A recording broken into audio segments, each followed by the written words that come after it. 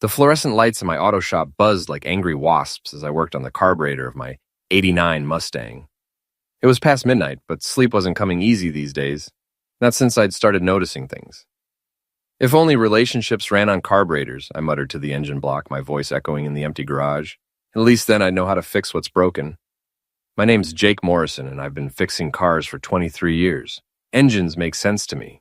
When something's wrong, you can hear it, feel it, see the smoke. People? That's a whole different kind of breakdown. I wiped my greasy hands on a rag and reached for my beer. The shop was my sanctuary, filled with the honest smell of motor oil and the tools of my trade. Unlike my house these days, where everything felt like a lie wrapped in suburban perfection. My phone buzzed.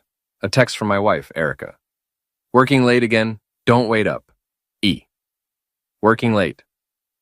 Right, at 11:30 on a Friday night. I'd been hearing that excuse a lot lately. Erica was a paralegal at Henderson & Associates, one of those fancy downtown law firms where everyone wore suits that cost more than my monthly rent on this shop. I took a long swig of beer and stared at the message. 6 months ago, she would have added a heart emoji, maybe asked if I'd eaten dinner. Now I got corporate-level communication from the woman I'd been married to for 15 years. The shop door creaked. I looked up, expecting maybe old Pete from next door, but it was my daughter Sammy, home from college for the weekend. Dad, Mom said you'd be here. Sammy was 20, with Erica's sharp intelligence and my stubborn streak. She wore jeans and a State University sweatshirt, her dark hair pulled back in a messy bun. Hey, kiddo, what brings you to my palace of grease and glory? She smiled, but it didn't reach her eyes. Can't sleep. Thought maybe you'd want company. I gestured to a folding chair. Grab a seat. Want a Coke? Sure. I pulled 2 Cokes from the mini-fridge and tossed her one. We sat in comfortable silence for a moment, the only sound the distant hum of traffic on Highway 9. Dad, she said finally, are you and Mom okay? The question hit me like a wrench to the gut. Kids always know, don't they? Even when you think you're hiding it. Why do you ask? She's been different, distracted, and you've been spending more time here than usual. I took another sip of beer, choosing my words carefully. Your mom's got a lot going on at work. Big cases, important clients. It's stressful. Is that all? I looked at my daughter. Really looked at her. When had she gotten so grown up? When had she started seeing through my BS? I hope so, Sammy. I really hope so. She nodded, but I could see the worry in her eyes. We talked for another hour about school, her classes, her boyfriend Derek. Normal father-daughter stuff, but underneath it all, that question hung in the air like exhaust fumes. After she left, I went back to the Mustang, but my hands were shaking now and I couldn't concentrate. I kept thinking about Erica's phone calls, the way she'd started dressing differently, the new perfume she'd been wearing. And then there was the credit card bill I'd found last week. Charges at restaurants I'd never been to, a hotel in the next town over. When I'd asked her about it, she'd said it was for a client meeting, but the hotel charge was on a Saturday night. I finished my beer and grabbed another. The Mustang's engine gleamed under the harsh lights, every part visible and understandable. If only marriages came with service manuals. My phone rang. Erica, Jake? I'm staying at Mara's tonight. We're working on a brief that's due Monday. Mara Kelly, her best friend from the law firm. Another one of those polished professional women who looked at me like I was something stuck to their shoe. At midnight? I asked. You know how it is. When inspiration strikes, her voice sounded strange, breathless. Right, well, drive safe. I will, love you. She hung up before I could respond. I stared at the phone, replaying the conversation. There had been something in the background, music, maybe voices. Not the kind of sounds you'd expect from someone working on legal briefs. I walked to the window and looked out at the empty street. A few streetlights cast yellow pools on the cracked asphalt. This part of town had seen better days, back when the steel plant was running and people had money to spend on car repairs. Now it was all payday loans and liquor stores, with my shop hanging on by a thread. But it was honest work. I fixed things that were broken, charged a fair price, and slept well at night. Or at least I used to. I went back to the Mustang and popped the hood. The engine was a thing of beauty. 302 V8, rebuilt from the ground up with my own hands. Every bolt, Every gasket, every wire exactly where it should be. Unlike my marriage. I was reaching for a socket wrench when I saw it. A piece of paper that had fallen out of my jacket pocket. Erica's jacket, actually. She'd borrowed it last week when her car wouldn't start, and I'd forgotten to give it back. The paper was folded small, like a note passed in high school. My hands trembled as I opened it. Last night was incredible. Can't wait to see you again. G. The handwriting was masculine, bold. Definitely not Mara's. G.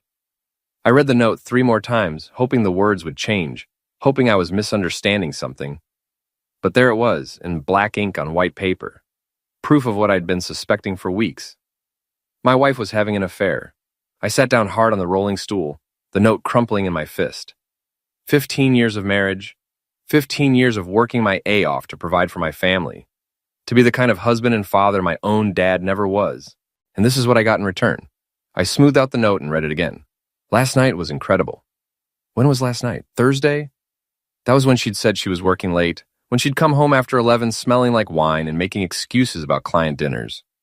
Gee, who the hell was G? I walked to my desk and pulled out the folder where I kept our credit card statements. I'd been over them a dozen times, but now I was looking for something specific. There, 3 weeks ago. Dinner at Romano's, an expensive Italian place downtown. The charge was for 2 people, but Erica had told me she was eating alone while reviewing case files. My hands were steady now, the initial shock giving way to something colder and more focused. I'd spent my whole life solving problems, figuring out why engines wouldn't start or transmissions wouldn't shift. This was just another puzzle to solve. I grabbed a legal pad and started making notes. Dates, times, charges, excuses. The pattern was there if you knew how to look for it. Late nights, weekend work sessions, mysterious phone calls that stopped when I entered the room. How long had this been going on? How long had I been the fool who believed every lie? I looked at the note again. The paper was expensive, cream-colored, with a slight texture. Not the kind of thing you'd find at the corner store. And the pen was a fountain pen. I could tell by the way the ink sat on the paper. G was someone with money, someone who could afford nice restaurants and fancy hotels, someone who wrote love notes on expensive stationery. I folded the note carefully and put it in my wallet. Evidence. The first piece of a puzzle I was going to solve completely. My phone buzzed with another text from Erica. Working all night. See you tomorrow evening. Mara says hi. I stared at the message for a long time. Then I typed back, tell Mara I said hi too. Work hard. But I wasn't going home to wait. I was going to find out who G was, and I was going to find out tonight. I locked up the shop and climbed into the Mustang. The engine roared to life with a satisfying growl. At least, something in my life was still working the way it should. As I pulled onto the empty street, I caught my reflection in the rearview mirror. I looked older than my 43 years, with lines around my eyes and gray creeping into my brown hair. When had that happened? But there was something else in my reflection now, something I hadn't seen in years. A hardness around the eyes, a set to my jaw that reminded me of the boxer I'd been in my 20s, before I'd settled down and learned to fix cars instead of faces. If they want a villain, I said to my reflection, and I'll show them how bad things can get when I'm the one holding the wrench. The Mustang's tires squealed as I turned toward downtown, toward answers, toward whatever came next. Romano's was closed by the time I got there, but I parked across the street anyway. The restaurant sat in the heart of downtown's business district, surrounded by law firms and accounting offices. Erica's kind of place, all white tablecloths and wine lists that cost more than I made in a day. I'd eaten there once for our 10th wedding anniversary. Erica had insisted, said we needed to celebrate in style. I'd felt out of place in my one good suit, surrounded by people who talked about stock portfolios and European vacations. Now I wondered if she'd been thinking about this G person even then. I pulled out my phone and scrolled through Erica's social media. She wasn't big on posting, but maybe there was something I'd missed. Her last few posts were all professional, photos from law firm events, articles about legal precedents, the kind of stuff that made her look successful and important. But then, I found something interesting. A photo from 2 weeks ago, taken at some kind of office party. Erica stood with a group of colleagues, all smiling at the camera. The caption read, "Great night with the Henderson and Associates team." I zoomed in on the faces. There was Mara, of course, and Mr. Henderson himself. A few other people I recognized from firm events. And there, standing just behind Erica with his hand on her shoulder, was a man I'd never seen before.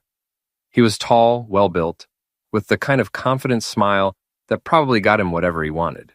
His suit looked expensive, and he wore it like he was born to it.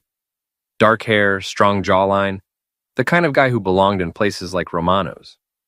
I screenshotted the photo and zoomed in on his face. This had to be Guy. Everything about him screamed money and success. The kind of man Erica had always been attracted to, even if she'd settled for a mechanic with rough hands and motor oil under his fingernails. I drove to Henderson and Associates next.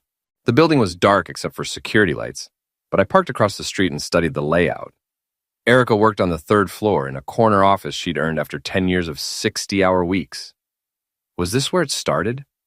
Late nights at the office, working closely with Mr. Tall, Dark, and Handsome, sharing takeout dinners and gradually sharing more? My phone rang, startling me. Sammy. Dad, are you okay? I drove by the shop and your car was gone. I'm fine, kiddo. Just couldn't sleep. Went for a drive. At 2 a.m? I looked at the dashboard clock. Had I really been driving around for 2 hours? Sometimes a man needs to think, I said. I'll be home soon. Dad. Her voice was soft, worried. Whatever's going on, you can talk to me. I'm not a little girl anymore. I know you're not, but some things a father has to handle on his own. After I hung up, I sat in the dark car and thought about what I was doing. Following my wife, stalking her workplace, analyzing her social media like some kind of private investigator. 6 months ago, I would have been horrified at the idea. But 6 months ago, I trusted my wife. I started the Mustang and headed toward Mara's apartment complex. If Erica really was there working on legal briefs, I'd see her car in the parking lot. If not, well, then I'd know for sure. Mara lived in one of those upscale complexes on the north side of town, all manicured lawns and decorative fountains, the kind of place where the rent was more than most people's mortgages, but worth it for the status. I drove slowly through the parking lot, looking for Erica's silver Honda Accord. Nothing. I made another pass, checking the visitor spaces and overflow parking. Still nothing. So where was she? I pulled out my phone and opened the Find My iPhone app. Eric and I had shared locations years ago, back when Sammy was in high school and we wanted to keep track of her. I'd forgotten about it until now. The app loaded slowly, then showed Erica's location. She wasn't at Mara's apartment. She wasn't at the law firm. She was 15 miles outside of town at a place called Lakeside Cabins. I knew the place. It was one of those romantic getaway spots that advertised in the back of magazines. Rustic cabins with hot tubs and fireplaces, the kind of place couples went to reconnect. My hands gripped the steering wheel so hard my knuckles went white. She wasn't working late. She wasn't at Mara's. She was at a romantic cabin with G, doing God knows what while I sat at home like an idiot, believing every lie she told. The drive to Lakeside Cabins took 20 minutes on dark country roads. I'd only been there once before, years ago, when Eric and I were trying to save our marriage after a rough patch. It hadn't worked then. We'd spent the weekend arguing about money and my lack of ambition, but at least we'd been trying together. Now she was there with someone else. The cabin complex was set back from the road, hidden among tall pine trees. I parked at the entrance and walked the rest of the way, staying in the shadows. There were 12 cabins total, arranged in a semicircle around a small lake. I found Erica's Honda parked behind cabin 7, next to a black BMW with vanity plates that read Gavin 1. Gavin. So G was Gavin. I crept closer to the cabin, staying low and moving carefully. The windows were lit with a warm, golden glow, and I could hear music playing inside, something soft and romantic, the kind of music Erica used to play when we were dating. I reached the side window and carefully peered through a gap in the curtains. What I saw made my stomach turn. Erica was there, wearing a silk robe I'd never seen before. She was laughing at something, her head thrown back in a way that made her look younger, happier than I'd seen her in years. And there was Gavin, the man from the photo, but now I could see him clearly. He was everything I wasn't, tall, muscular, with the kind of confidence that came from never having to worry about money or status. He moved around the cabin like he owned it, pouring wine into expensive glasses and making Erica laugh with whatever charming BS he was selling. I watched them for 5 minutes that felt like 5 hours. Watched him touch her face. Watched her kiss him like she used to kiss me. Back when we were young and still believed in forever, I'd seen enough. I backed away from the window, my heart pounding so hard I was sure they'd hear it. This was real. This was happening. My wife of 15 years was having an affair with some rich, pretty boy named Gavin, and she was happier with him than she'd been with me in years. The walk back to my car felt like a funeral march. Every step took me further from the life I thought I had and closer to whatever came next. I sat in the Mustang for a long time, staring at the cabin through the trees. Part of me wanted to march up there and confront them both. Part of me wanted to drive home and pretend I'd never seen anything. But mostly, I wanted revenge.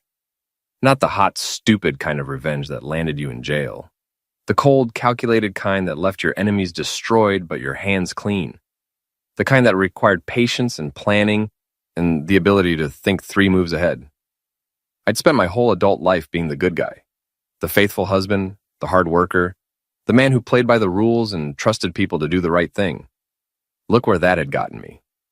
I started the engine and pulled out of the parking lot, but I didn't go home. Instead, I drove back to my shop. I had work to do, plans to make, and a marriage to end on my terms. As I unlocked the shop door, I thought about what Sammy had said earlier. She was right. I could talk to her about what was happening. She was old enough to understand that sometimes marriages fell apart, that sometimes people you trusted let you down.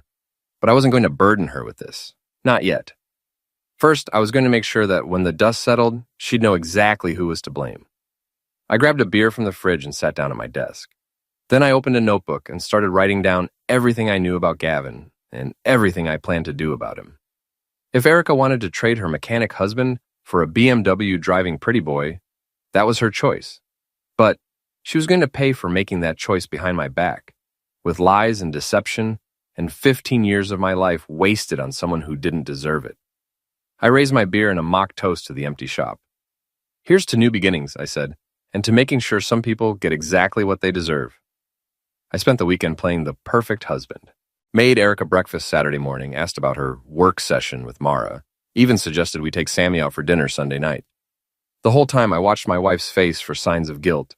For cracks in her perfect facade, there were none. She lied as easily as breathing, spinning stories about legal briefs and client meetings while I nodded and smiled and died a little inside. But I was learning things too, like how she checked her phone constantly, always angling it away from me. Like how she'd started showering immediately when she came home, washing away evidence of wherever she'd really been. Like how she flinched when I touched her, as if my hands were contaminated with something she couldn't stand. Monday morning, I drove to the boxing gym where I'd trained in my 20s. Reggie Martinez still ran the place, and he still remembered me as the kid who could take a punch but never learned to throw one with real malice. "Jake Morrison," Reggie said, looking up from wrapping some young fighter's hands. "Haven't seen you in what, 5 years?" Something like that. I looked around the gym. It hadn't changed much. Same heavy bags, same speed bags, same smell of sweat and ambition. "Got a minute to talk?" Reggie finished with the kid and walked over. He was in his 60s now, gray-haired and scarred, but still built like a brick wall. "You look like crap," he said. "What's eating you? Woman trouble?" He laughed, a harsh sound. "Ain't it always? Come on, let's grab some coffee." We sat in his cluttered office while I told him about Erica and Gavin. Not everything, I wasn't ready to admit how deep this went, but enough for him to understand what I needed. "You want me to follow this guy?" Reggie asked. "Find out what he's about? I want to know everything. Where he works, where he lives, what he does for fun. Everything." Reggie studied my face. "This ain't like you, Jake. You were always the type to walk away from a fight. Maybe I was wrong about that." He nodded slowly. "All right, but this is going to cost you. And if things get ugly, I don't know nothing about nothing. Fair enough." I left the gym feeling better than I had in weeks. For the first time since finding that note, I was doing something instead of just suffering in silence. Tuesday afternoon, Reggie called with his first report. "Your boy Gavin works at Meridian Financial," he said. "Big investment firm downtown, drives the BMW, lives in a condo in Riverside Heights, works out at that fancy gym on 5th Street. What else? He's got a side business. Fights in underground MMA matches on weekends. Nothing too illegal, just unsanctioned bouts for guys who like to bet big money." That was interesting. Mr. Perfect had a violent side, something he probably didn't mention to my wife. "There's more," Reggie continued. "Guy's got a reputation as a player. Been through 3 girlfriends in the past year, all of them married women looking for excitement. My blood went cold. He makes a habit of this? Seems like. Word is he likes the challenge, likes taking things that belong to other men. I hung up feeling sick. Erica wasn't special to this guy. She was just another conquest, another married woman stupid enough to fall for his act. That night, Erica worked late again. I used the time to do some investigating of my own. I'd never paid much attention to her computer before, but now I studied it like a diagnostic manual. Her browser history was clean, too clean. Someone had been deleting their tracks. But I knew computers the way I knew engines. Every system had its weaknesses, its hidden corners where information got stored whether you wanted it to or not. I found what I was looking for in her email trash folder. Messages from something called lakeviewgetaway.com. Reservation confirmations for romantic cabin rentals. 5 different weekends over the past 2 months. 5 weekends when she'd told me she was working late, or visiting her sister, or attending professional development seminars. 5 weekends when she was actually playing house with Gavin in romantic lakeside cabins. I printed out the confirmations and added them to my growing file. Evidence, documentation, proof of what she'd been doing behind my back.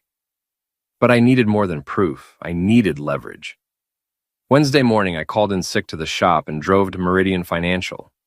The building was one of those glass towers that screamed money and success, the kind of place where people like Gavin made more in a month than I made in a year.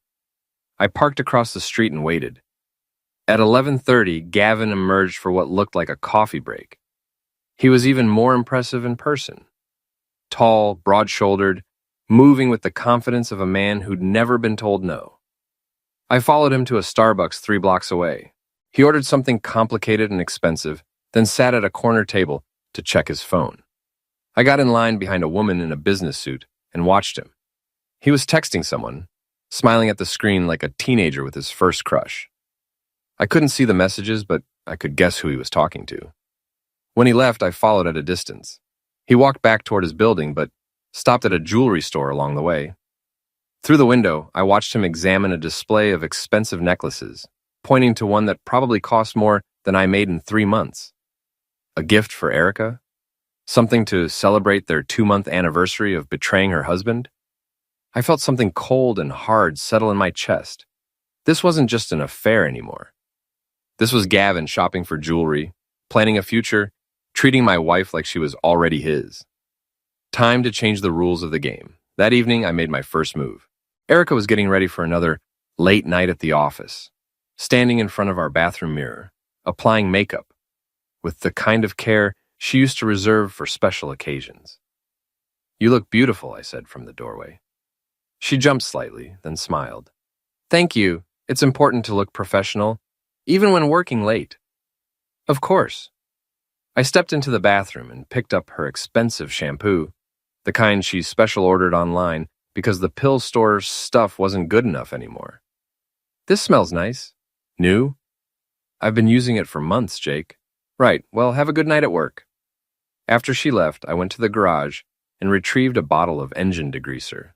It was clear, odorless, and would mix perfectly with expensive shampoo. I emptied half of Erica's shampoo bottle and refilled it with degreaser, then shook it carefully to blend the mixture. It wouldn't hurt her. Engine degreaser was designed to cut through grease and oil, not burn skin. But it would strip every bit of moisture from her hair, leaving it dry and brittle and impossible to style. Let's see how professional she looked tomorrow. I went to bed early and slept better than I had in weeks. For the first time since this nightmare started, I was fighting back. Thursday morning, I was drinking coffee in the kitchen when Erica came downstairs. Her hair, usually perfectly styled, hung in limp, lifeless strands around her face. "Something's wrong with my shampoo," she said, running her fingers through the damaged mess. "My hair feels like straw." "That's strange. Maybe you should switch brands." She spent 20 minutes trying to fix it, but nothing worked. Finally, she pulled it back in a severe bun and left for work looking rattled and self-conscious. It was a small victory, but it felt huge. For 15 years, I'd been the one adapting, compromising, trying to be worthy of her love. Now she was the one dealing with unexpected problems, the one whose perfect facade was starting to crack. My phone buzzed. A text from an unknown number. Stop messing with her or you'll regret it. I stared at the message. Gavin had my number, knew what I'd done to Erica's hair. Which meant she'd told him about it, probably called him crying about her ruined morning. I typed back, "Or what, you'll steal my wife? Too late." The response came immediately. "Meet me at Murphy's bar tonight, 9 p.m., come alone."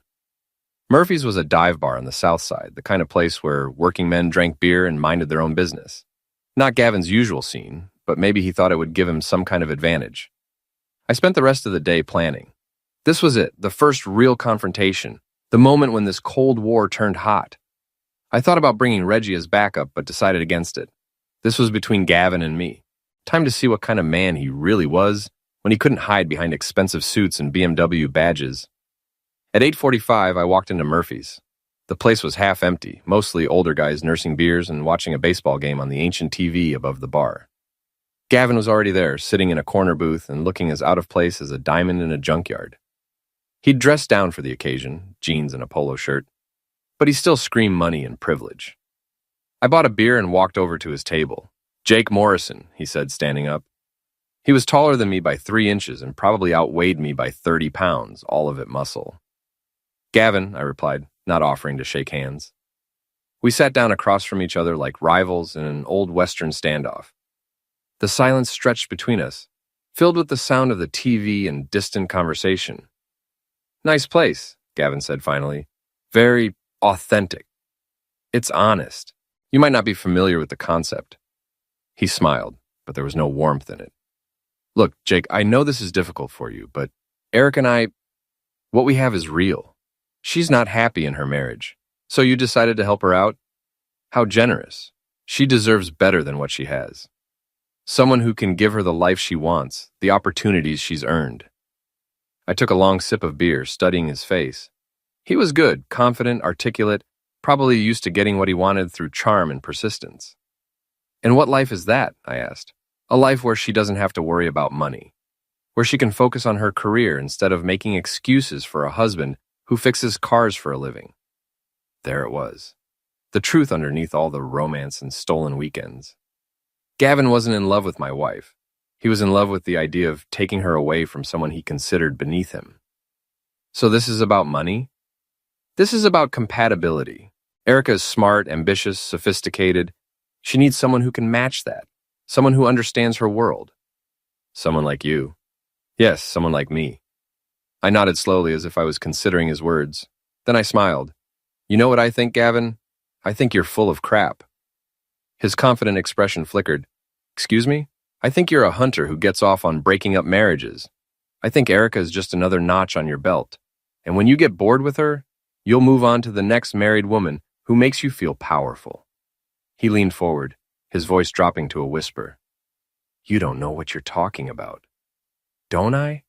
How many married women have you been with in the past year? 3, 4? What makes you think Erica is any different?" For the first time, Gavin looked uncertain. That's not what this is." "Sure it is. You're a collector and my wife is just your latest acquisition. But here's the thing, Gavin. I'm not going anywhere and I'm not going to make this easy for you." I stood up and dropped a $5 bill on the table. "Enjoy your beer," I said. "And next time you want to threaten me, do it in person instead of hiding behind text messages." I walked out of Murphy's feeling 10 feet tall. For the first time in this whole mess, I'd been the one in control, the one asking the hard questions and getting under someone else's skin. But I also knew this was just the beginning. Gavin wasn't going to back down, and neither was Erica. If anything, I'd probably just made them more determined to be together. Good. Let them try. I was just getting started. The war escalated quickly after my meeting with Gavin. Friday morning, I found my shop's front window decorated with a spider web of cracks, probably from a well-thrown rock. No note, no message, just damage that would cost me $300 I didn't have. I called the police, but they weren't interested in investigating vandalism at a rundown auto shop. "Probably just kids," the officer said, not bothering to get out of his patrol car. Sure, kids who knew exactly whose window to break. I spent the morning calling glass repair companies and trying to figure out how to pay for the damage. Business had been slow lately. People were holding on to their cars longer, doing their own oil changes, taking their major repairs to the chain shops that offered financing. Around noon, Reggie stopped by with more information about Gavin. "Your boy's got a fight this weekend," he said, examining the cracked window. "Underground MMA thing at a warehouse on the east side. Big money crowd, lots of betting." "What kind of crowd?" "Rich guys who want to feel dangerous mostly. Lawyers, doctors, business types. They bet on fighters like they're racehorses." An idea started forming in my mind. "Can you get me in?" Reggie looked at me like I'd lost my mind. "You want to fight him? Jake, you haven't been in a ring in 20 years. This kid would put you in the hospital." "I don't want to fight him. I just want to watch. Maybe learn something about him that I can use." Reggie considered this. "It'll cost you $200 just to get in the door. And these aren't the kind of people you want to mess with." "I'll take that risk." Saturday night, I found myself in a converted warehouse, surrounded by men in expensive suits who looked like they'd never done a day of honest work in their lives. The air was thick with cigar smoke and testosterone, the kind of atmosphere that turned violence into entertainment. The makeshift ring was surrounded by folding chairs and betting tables. I recognized some faces from the society pages of the local newspaper. Lawyers, real estate developers, the kind of people who made their money off other people's misery. Gavin emerged from a back room wearing fight shorts and a confident smile. He looked like a gladiator, all muscle and swagger, playing to the crowd like he was born for this. His opponent was a smaller man with prison tattoos and dead eyes. The kind of fighter who'd learned his skills in places where losing meant more than just embarrassment. The fight lasted 3 minutes. Gavin was good, fast, strong, technically sound, but he was also arrogant, showing off for the crowd instead of focusing on his opponent. The tattooed man waited patiently, absorbed punishment, and then caught Gavin with a perfect counterpunch that dropped him like a sack of concrete. The rich crowd groaned as money changed hands. Gavin got up slowly, his perfect face sporting a rapidly swelling black eye and a split lip. I followed him as he made his way to the back room, pushing through the crowd of disappointed bettors. He was moving carefully, probably more hurt than he wanted to admit. "Tough night," I said, stepping into his path. He looked up, and I saw genuine surprise in his eyes. "What the hell are you doing here?" "Watching you get your A kicked. Very educational." His face darkened, but he was in no condition to start another fight. "You're pathetic, you know that? Following me around like some kind of stalker. Just trying to understand what my wife sees in you. After tonight, I'm not sure. One bad night doesn't change anything, doesn't it? Because from where I stood, you looked like a guy who talks a big game but can't back it up when things get real." I could see him struggling with his temper, wanting to take a swing at me, but knowing he was too battered to make it count. "This isn't over," he said finally. "No, it's not. But now I know something about you, Gavin. You're not as tough as you pretend to be. And when push comes to shove, you fold." I left him standing there, bleeding and humiliated, and drove home feeling better than I had in weeks. But my good mood didn't last long. Sunday morning, I woke up to find my Mustang sitting on 4 flat tires, its windshield decorated with a spiderweb of cracks that matched my shop window. This time, there was a note tucked under the wiper blade. "Back off, or next time it's more than glass and rubber." I stood in my driveway looking at my damaged car and feeling something cold and hard crystallize in my chest. This wasn't just about Erica anymore. This was about respect, about territory, about 2 men who couldn't coexist in the same world. Gavin wanted to play games? Fine, but he just escalated from amateur hour to the real thing. I called a tow truck and had the Mustang taken to my shop, then spent the day replacing tires and ordering a new windshield. The whole time, I was planning my next move. Monday morning, I put my plan into action. I'd done some research on Meridian Financial over the weekend, learning about their corporate culture and professional standards. They were the kind of company that prided itself on discretion and respectability, catering to clients who valued stability over flashiness. I created an anonymous email account and sent a message to Meridian's Human Resources Department, attaching photos I'd taken at the underground fight. The pictures clearly showed Gavin participating in illegal gambling and unsanctioned violence, hardly the image Meridian wanted to project. The subject line read, "Employee Conduct Concerns, Gavin Mitchell." Then I sat back and waited. Tuesday afternoon, Reggie called with an update. "Your boy got fired," he said. "Cleaned out his desk this morning and left in his fancy BMW, looking like someone had kicked his dog. What did you hear? Something about violating the company's moral standards clause. Apparently, they don't like their investment advisors moonlighting as underground fighters. I felt a surge of satisfaction. Gavin had cost me a window and 4 tires, but I'd cost him his career. Not bad for a day's work. But I wasn't done yet. That evening, Erica came home looking distracted and upset. She barely touched her dinner, spending most of the meal staring at her phone with a worried expression. "Everything okay?" I asked, playing the concerned husband. "Just work stuff. One of our clients is going through some financial difficulties." Clients, right, is that what she was calling Gavin now? After dinner, she disappeared into her home office to make phone calls. I could hear her voice through the door, soft and comforting. The tone she used when someone she cared about was hurting. I went to the garage and started working on the Mustang's new windshield. The physical work helped me think, helped me plan the next phase of my campaign. Gavin had lost his job, but that was just the beginning. A guy like him would find another position eventually, probably at a competing firm. He had the looks, the charm, the connections to land on his feet. But what if those connections started to dry up? What if his reputation in the financial community became toxic? I spent the next few days making calls to people I'd met over the years. Customers who worked in banking and finance, guys I'd known in high school who'd gone on to white-collar careers. I didn't tell them everything, just enough to plant seeds of doubt about Gavin Mitchell's character and judgment.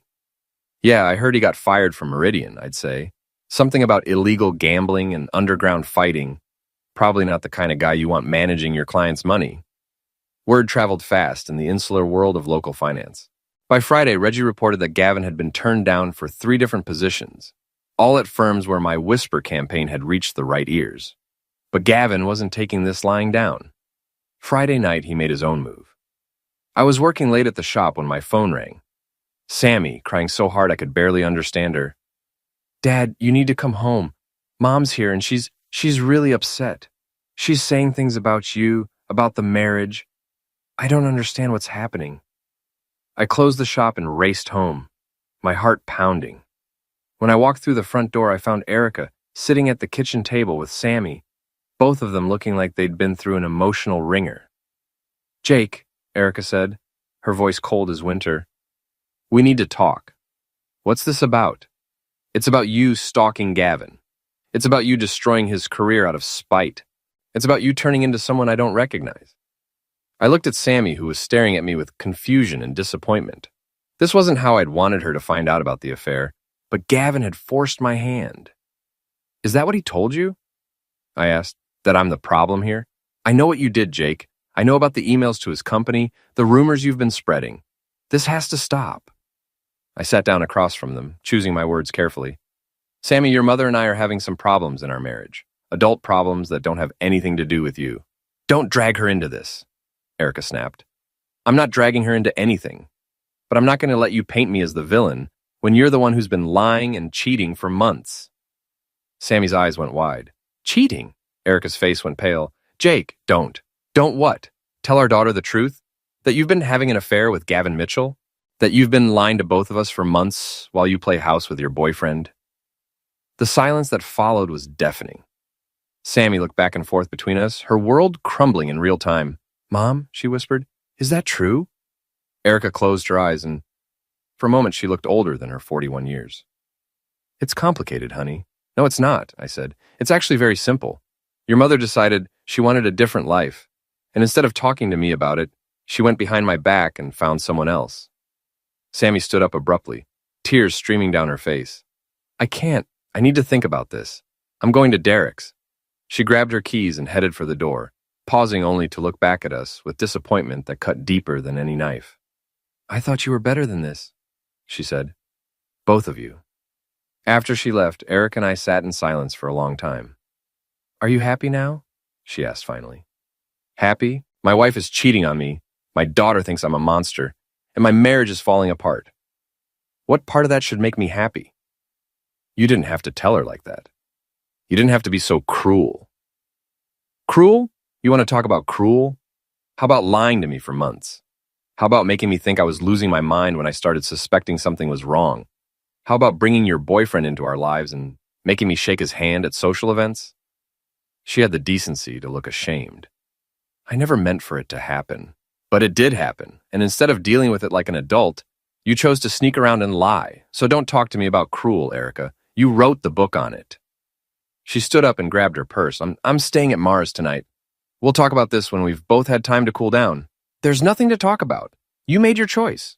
Now you get to live with the consequences. After she left, I sat alone in my kitchen and thought about what had just happened. I'd won a battle. Sammy now knew the truth about her mother's affair. But I'd also lost something important. The look of disappointment in my daughter's eyes would haunt me for a long time. But this was war, and in war, there were always casualties. The question was whether I could win decisively enough to make the losses worthwhile. I poured myself a whiskey and started planning the next phase of my campaign. Gavin and Erica wanted to destroy my life? Fine, but they were about to learn that Jake Morrison wasn't going down without a fight. And when I fought to win. The revelation came from an unexpected source. I was at Murphy's bar Thursday night nursing a beer and trying to forget the look on Sammy's face when she'd learned about her mother's affair. The place was nearly empty except for a few regulars and a woman sitting alone at the far end of the bar. I recognized her after a few minutes. Lisa Chen, who used to work at Henderson and Associates before she'd been fired 2 years ago. I remembered Erica mentioning something about embezzlement, but I'd never paid much attention to office gossip. Lisa was drunk, talking loudly to the bartender about injustice and revenge. Something in her tone made me listen closer. That witch Mara Kelly thinks she's so smart, Lisa was saying, setting up that whole thing with Erica Morrison and that pretty boy Gavin, like she's some kind of puppet master. My blood went cold. I moved closer, pretending to watch the game on TV. Mara's been planning this for months, Lisa continued. Ever since Jake Morrison got her fired from that auto shop job she had on weekends, she's been feeding Gavin information about Erica, telling him exactly what to say, how to approach her. The bartender wasn't really listening, but I was hanging on every word. Poor Erica doesn't even know she's being played. Mara convinced her that Jake was cheating first, showed her fake evidence and everything. Made her think she was just getting even. I felt like I'd been punched in the stomach. Mara Kelly, Erica's best friend, the woman I'd trusted with my family's secrets for years, was the architect of my marriage's destruction. And I had fired her. 3 years ago, when I'd caught her stealing from the shop's petty cash. She'd been working part-time, handling the books while she went to paralegal school. I'd trusted her because she was Erica's friend, and she'd repaid that trust by stealing $2,000 over 6 months. I'd fired her quietly without pressing charges because I didn't want to embarrass Erica. I'd even given her a neutral reference when she'd applied to Henderson and Associates. And this was how she'd repaid my mercy. I left Murphy's and drove straight to Reggie's gym. He was closing up, but he let me in when he saw my face. "You look like you've seen a ghost," he said. I told him everything Lisa had said, watching his expression grow darker with each detail. "So this Mara woman, she's been playing puppet master this whole time? Apparently. She got Gavin to target Erica, convinced my wife that I was cheating, and then sat back to watch my marriage explode." Reggie shook his head. "That's some cold-blooded crap. What are you going to do about it?" "I don't know yet, but I need to find out everything I can about Mara Kelly. Her weaknesses, her secrets, her pressure points. I can help with that. But Jake, if this woman is as smart as you say, she's not going to go down easy." Neither did I. But look how that turned out.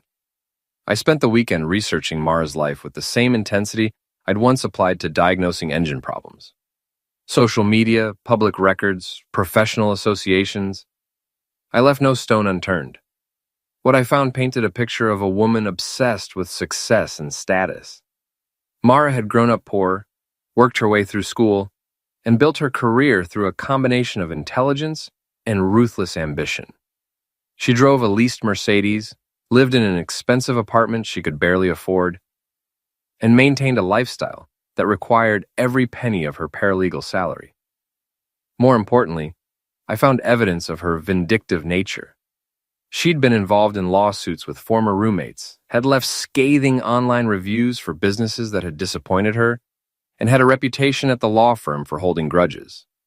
But the most interesting thing I discovered was her relationship with her boss, Mr. Henderson.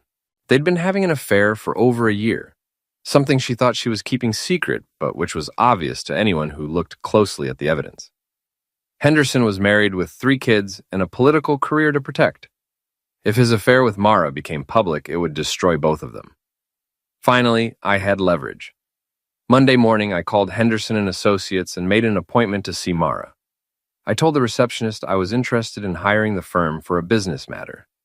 Mara's office was on the second floor, decorated with expensive furniture and law books that probably cost more than my monthly rent.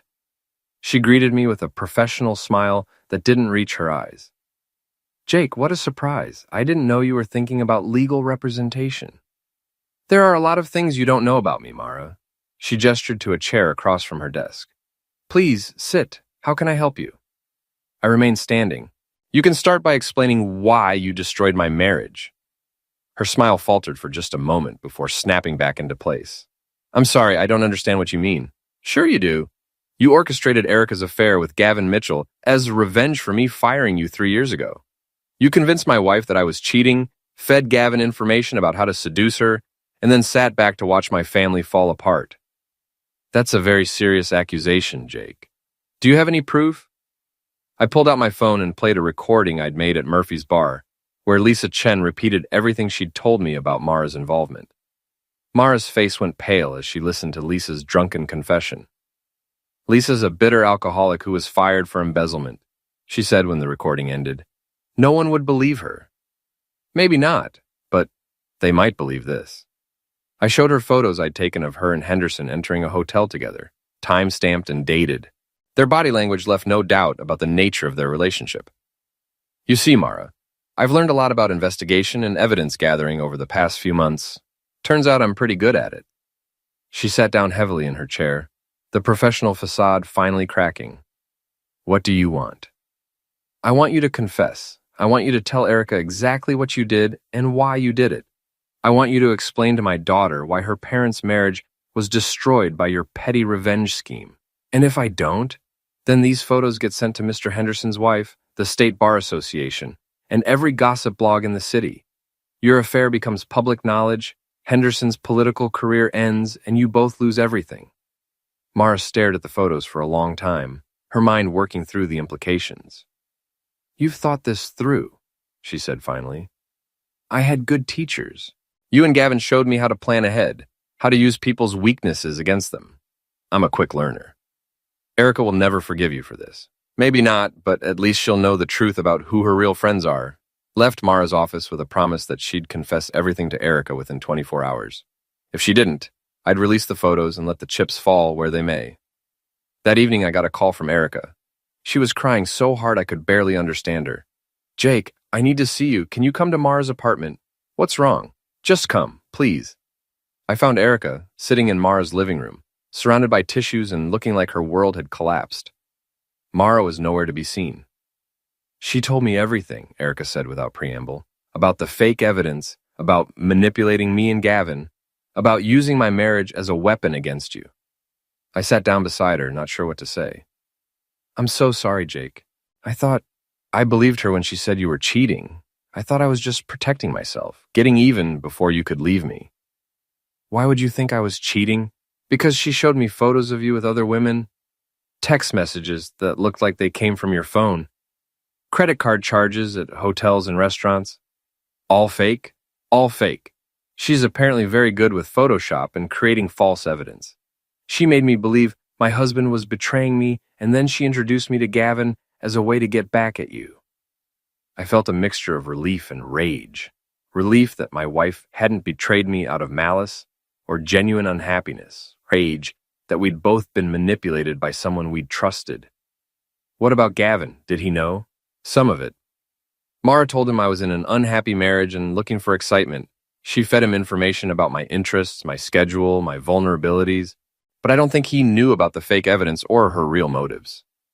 We sat in silence for a while, processing the magnitude of Mara's deception. "Can we fix this?" Erica asked finally. "Can we get past what she did to us?" I looked at my wife, really looked at her for the first time in months. She looked older, sadder, marked by the experience of being used and manipulated. "I don't know," I said honestly.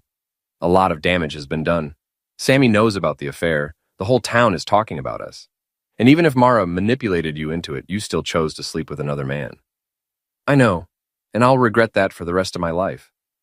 "What happened to Mara?" She's gone. Packed her bags and left town this afternoon.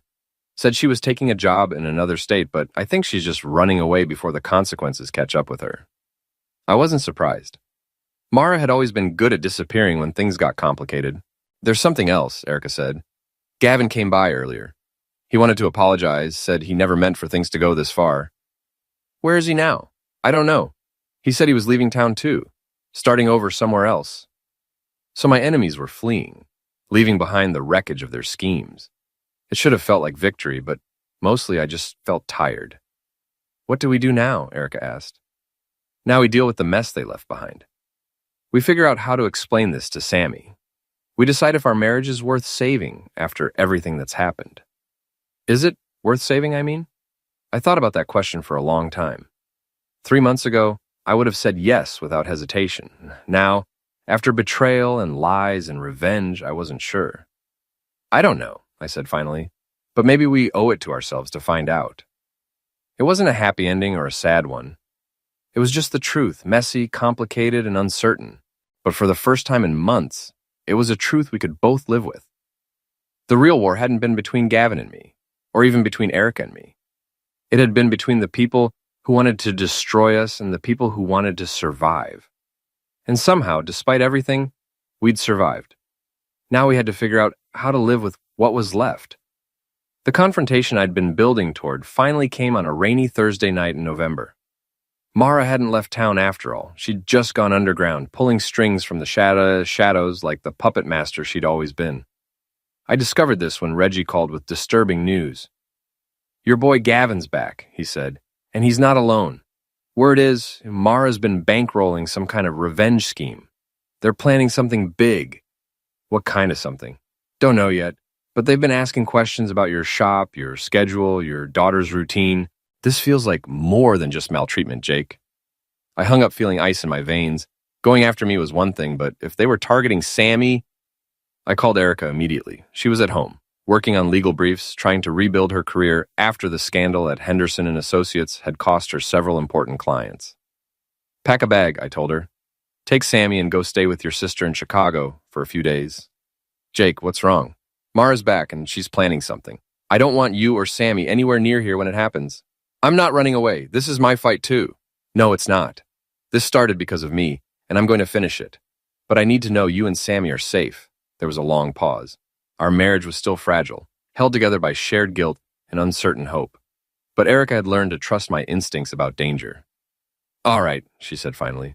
But Jake, be careful. Don't do anything that will make this worse.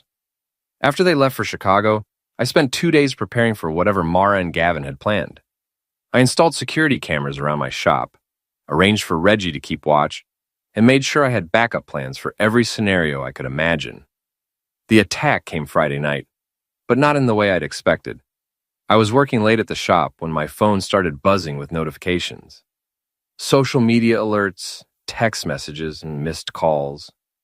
Something was happening, spreading across the internet like wildfire. I opened Facebook and felt my blood turn to ice. Someone had created a fake account in my name and posted a detailed confession to domestic violence, including fabricated stories about hurting Erica and threatening Sammy. The posts were accompanied by doctored photos showing bruises on women's faces, with timestamps and locations that made them look authentic. Within an hour, the posts had been shared hundreds of times. My phone was ringing constantly, with calls from angry strangers, former customers, and people I'd known for years who suddenly believed I was a violent husband. But that was just the beginning. The fake account had also posted my home address and shop location, along with a call for justice that was barely disguised incitement to violence. People were already showing up at my house, spray painting "monster" on my garage door and throwing rocks at my windows. I called the police, but they were overwhelmed by the social media storm. We'll investigate, the desk sergeant told me, but this kind of thing takes time to sort out. Time I didn't have. A crowd was gathering outside my shop, and their mood was getting uglier by the minute. I was trapped, under siege by an angry mob that believed I was something I wasn't. And somewhere out there, Mara and Gavin were watching it all unfold, probably laughing at how perfectly their plan was working. That's when I realized something important. I was done playing defense. I called Reggie. Remember that warehouse where Gavin used to fight? Yeah, what about it? Can you get word to him that I'll meet him there tonight? Tell him if he wants to finish this, we finish it face to face. Jake, that's exactly what they want. They're trying to provoke you into doing something stupid. Maybe, but I'm tired of being reactive. Time to take control of the situation. I spent the next hour preparing for what might be my last night of freedom. If this went wrong, I could end up in jail or worse. But I couldn't keep living as a pawn in other people's schemes. The warehouse was dark when I arrived, but I could see light coming from the windows of the second-floor office. I parked the Mustang where it couldn't be boxed in and walked toward the building, every sense alert for danger. The front door was unlocked. I climbed the stairs slowly, my footsteps echoing in the empty space. Mara was waiting for me in the office, sitting behind a desk like she owned the place. She looked different, harder, more huntery than the woman who'd once been welcome in my home. Hello, Jake. I was wondering when you'd finally show up. Where's Gavin? Around. Don't worry. You'll see him soon enough. I looked around the office, noting the exits, the potential weapons, the places where someone could hide. Nice setup. Very dramatic. Did you rent this place just for tonight? I bought it. Turns out there's good money in destroying people's lives, if you know how to do it right. Is that what this is about? Money? She laughed, a sound like breaking glass. This is about justice, Jake. You cost me my job, my reputation, my future. Now I'm returning the favor. I cost you a part-time job because you were stealing from me. Hardly seems worth destroying 2 marriages and traumatizing a college kid. You don't get to decide what it's worth. You humiliated me, treated me like a common criminal. So I decided to show you what real humiliation feels like. By manipulating my wife into an affair, by turning my daughter against me, by creating fake evidence that makes me look like a violent spouse, by using your own weaknesses against you, your pride, your temper, your need to be the hero. I just gave you enough rope to hang yourself. I heard footsteps on the stairs. Gavin appeared in the doorway, looking like he'd rather be anywhere else. This is insane, Mara, he said. The whole town thinks he hurts his wife. Someone's going to get hurt. Someone already did get hurt, she replied. Me. 3 years ago when this man destroyed my life over a few $100s. $2,000, I corrected. And I didn't press charges or ruin your reputation. I just fired you and moved on. You moved on. I lost everything. My job, my self-respect, my relationship with Erica. You took away the only family I'd ever had. For the first time, I understood what was really driving her. Mara had grown up in foster care, bouncing from home to home, never belonging anywhere. Eric and I had been the closest thing to family she'd ever known, and when I'd fired her, she'd felt abandoned all over again. It didn't excuse what she'd done, but it explained it. Mara, I said carefully, if you wanted to hurt me, you've succeeded. My marriage is hanging by a thread, my daughter barely speaks to me, and half the town thinks I'm a monster. Isn't that enough? No, it's not nearly enough. She opened a desk drawer and pulled out a tool, a small revolver that looked like it had been well-maintained and recently fired. Jesus, Mara, Gavin said, backing toward the door. You didn't say anything about a tool. Relax. It's not for him. She smiled at me, and I saw genuine madness in her eyes. It's for me. The pieces fell into place with horrible clarity. This wasn't just about revenge. It was about creating a narrative. Mara was going to take her own life in front of me, making it look like I'd driven her to a tragic end after years of maltreatment and misuse. The fake social media posts, the crowd outside my shop, the carefully orchestrated meeting, it was all set up for the final act of her revenge drama. You're going to frame me for what you're about to do, I said. I'm going to give you exactly what you deserve. When they find my body and read my final note, everyone will know what kind of man you really are. The man who destroyed a young woman's life over petty cash, who drove his wife to infidelity, who terrorized his own family. Mara, don't do this. Whatever you think I took from you, this won't bring it back. It'll bring me peace, and it'll destroy you completely, which is all I want now. She raised the tool to her temple, and I saw her finger tighten on the trigger. That's when I made my move. I lunged forward, not toward Mara, but toward the desk lamp beside her. I grabbed it and hurled it at the window behind her, shattering the glass and filling the room with the sound of breaking. At the same moment, I shouted at the top of my lungs, Gavin, get help! She's got a tool! The combination of noise and chaos was enough to break Mara's focus. She turned toward the broken window, confused, and I used that moment to tackle her. We went down hard, struggling for control of the weapon. Mara was smaller than me, but she fought with the desperate strength of someone who had nothing left to lose. The tool went off. For a moment, I thought I was dead. Then I realized the bullet had gone into the ceiling, and Mara was lying still beneath me, the fight gone out of her. "It's over," I said, taking the tool away from her.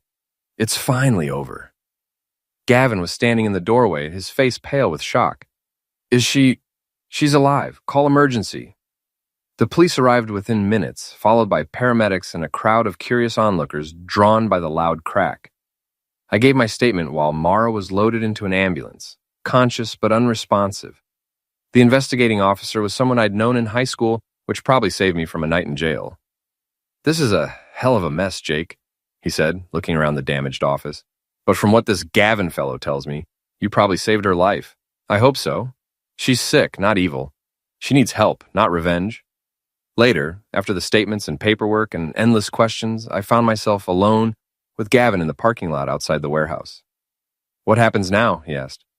"Now you disappear. Leave town, start over somewhere else, and stay away from married women." "And Erica? That's between her and me. But Gavin? If I ever see you again, if you ever contact my wife or daughter, I won't be as understanding as I was tonight." He nodded and walked away, getting into his BMW for what I hoped would be the last time. I drove home through empty streets past my shop where someone had cleaned the graffiti off the windows and taken down the angry signs. The social media storm was already dying down as the truth about the fake posts began to spread. By morning, I'd be yesterday's news. The man who'd been framed by a disturbed woman who'd fought back against false accusations and emerged victorious. It should have felt like triumph, but mostly I just felt tired. I called Erica from my kitchen where we'd had so many conversations over the years.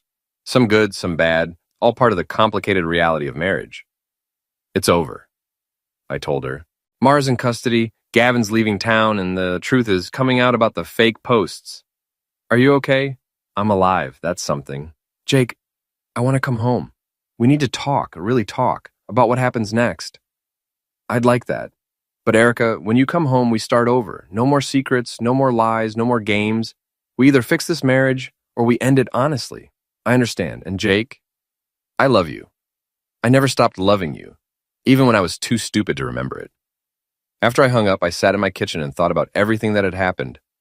3 months ago, I'd been a man who fixed cars and trusted his wife and believed that good people got good things if they worked hard enough. Now I was a man who knew that trust had to be earned, that love wasn't enough to save a marriage, and that sometimes the people closest to you were the ones most capable of destroying you. But I was also a man who'd fought back against injustice and won. Who'd saved a disturbed woman's life even after she'd tried to destroy his.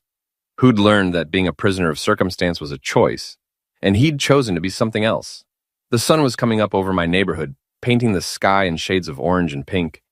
It was going to be a beautiful day, full of possibilities I couldn't yet imagine. I made coffee and started planning my future. There was a lot of work to do, rebuilding my marriage, reconnecting with my daughter, restoring my reputation in the community. But for the first time in months, I was looking forward to the challenge. I'd learned something important about myself during this whole ordeal. I was tougher than I'd thought, smarter than I'd believed, and more resilient than I'd ever imagined. And if life decided to throw another curveball at Jake Morrison, well, I'd be ready for it.